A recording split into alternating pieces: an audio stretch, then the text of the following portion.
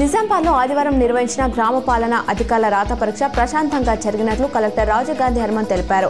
గిరిరాజ్ ప్రభుత్వ డిగ్రీ కళాశాలలో జరిగిన గ్రామ పాలన అధికారుల రాత పరీక్షకు 332 మందికి గాను 302 మంది అభ్యర్థులు హాజరయ్యారన్నారు. 30 మంది గైర్హాజరైనట్లు ఆయన వివరించారు. నైరుతి రుతుపవనాల ప్రభావంతో కేరళలో భారీ వర్షాలు కురుస్తున్నాయి. దీంతో చాలా చోట్ల లోతట్టు ప్రాంతాలు జలమయమయ్యాయి. 11 జిల్లాల్లో రెడ్ అలర్ట్ జారీ చేశారు. ఈ క్రమంలో ఇవాళ పలు జిల్లాల్లో విద్యా సంస్థలకు అధికారులు సెలవులు ప్రకటించారు. మరోవైపు భారీ వర్షాల నేపథ్యంలో అధికారులు అప్రమత్తంగా ఉండాలని ప్రభుత్వం ఆదేశించింది. సరస్వతి పుష్కరాలు ఇవాళ చివరి రోజు కావడంతో కాళేశ్వరానికి భక్తులు భారీగా పోటెత్తారు. త్రివేణి సంగమంలో పుణ్యస్నానం చేసి సరస్వతి అమ్మవారికి పూజలు చేస్తున్నారు.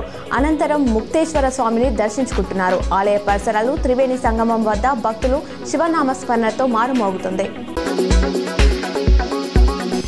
Diploma in elementary education, diploma in preschool education కోర్సుల ప్రవేశాలకు నిర్వహించిన డిఈసెట్ ఫలితాలు జూన్ 5న రిలీజ్ కానున్నాయి. నిన్న ఉదయం మధ్యాహ్నం 2 సెషన్లో నిర్వహించిన పరీక్షకు 43,615 మంది దరఖాస్తు చేయగా 33,821 మంది హాజరయ్యారు.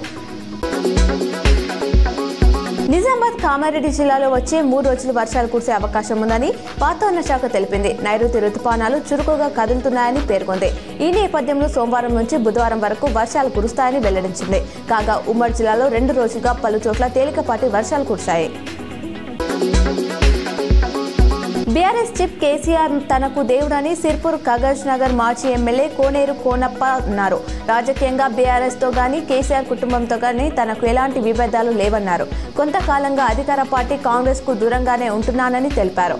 పార్టీ నుంచి కూడా ఎలాంటి ఆహ్వానాలు లేవన్నారు.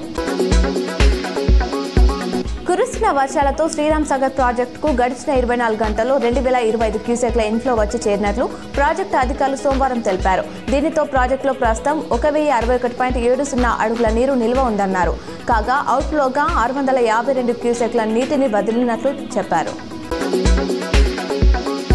కరోనా మళ్లీ కొరలు చేస్తోంది. దేశవ్యాప్తంగా విస్తరిస్తుంది. గడిచిన 24 గంటల్లోనే మహారాష్ట్రలో 43 కొత్త కేసులు నమోదయ్యాయి. జనవరి నుంచి ఆ రాష్ట్రంలో 300 కేసులు రావడం గమనార్హం. ఇక కేరళలో యాక్టివ్ కేసుల సంఖ్య 273కు చేరింది.